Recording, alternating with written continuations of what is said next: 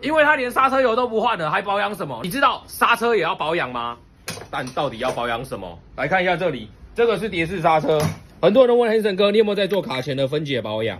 我有在做，但是大部分的客人我是不接的。为什么？因为他连刹车油都不换了，还保养什么？那个拆下来卡钳都是有问题。他什么情况来找我？